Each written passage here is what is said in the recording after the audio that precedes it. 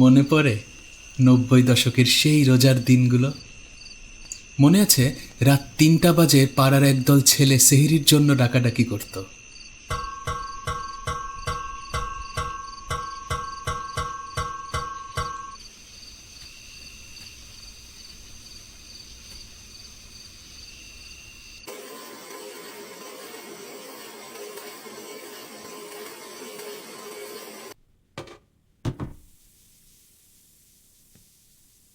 শীতের চাদর মুড়িয়ে ঘুম জড়ানো চোখে ভাই বোন মিলে ডাইনিং টেবিলে বসতাম, আর মায়ের হাতে বেড়ে দেওয়া ধোয়া ওঠা গরম ভাত। তখন কি আর জানতাম এই সাদামাটা দৃশ্যগুলোই একদিন জীবনের সবচেয়ে দামি স্মৃতি হয়ে থাকবে।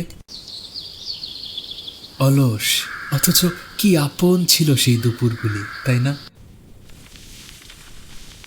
আচ্ছা, আমার মতো আপনাদের দাদিও কি দুপুরে কোরআন তেলাওয়াত করতেন? তখন তো আর সবার হাতের মুঠোয় ইন্টারনেট ছিল না, ছিল কেবল অখণ্ড অবসর আর এক অদ্ভুত প্রশান্তি।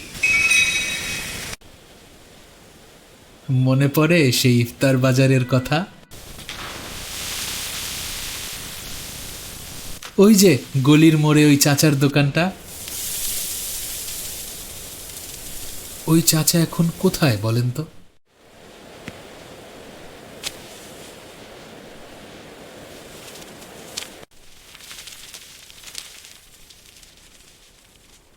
শেষ বিকেলে ক্ষুধা আর তৃষ্ণায় যখন বুকটা ছটফট করত, তখনই রান্নাঘর থেকে ভেসে আসতো মায়ের হাতে ভাজা পেঁয়াজু আর ছোলা ভুনা হওয়ার সেই মাতাল করা সুবাস।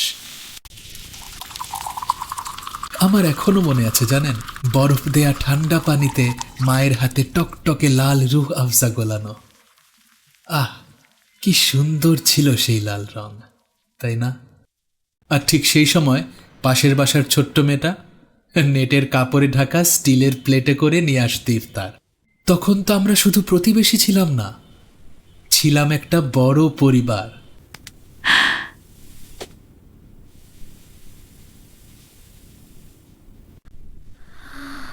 আচ্ছা, আপনারাও কি মাগরিবের ঠিক আগ মুহূর্তটাতে ইফতারের সামনে বসে মোনাজাত ধরতেন? কোথায় হারিয়ে গেল সেই দিনগুলো বলেন তো? কোথায় গেল সেই মানুষগুলো? বড় হয়ে যাওয়ার এই ইঁদুর দৌড়ে আমরা অনেক কিছু পেয়েছি ঠিকই, কিন্তু হারিয়েছি তার চেয়েও অনেক বেশি। অনেক ইচ্ছা করে জানেন, যদি কোনো জাদুর কাঠির ছোঁয়ায় 90 দশকের সেই সোনালি দিনগুলোতে অন্তত আর একবারের জন্য ফিরে যেতে পারতাম। আমি সামির হাসান। আমার মতো আপনারাও যদি নস্টালজিয়ার এই নস্টোলজিকে ভেসে বেড়ান, তাহলে এই ভিডিওটি আপনার জন্য। ভালো লাগলে সাবস্ক্রাইব করবেন।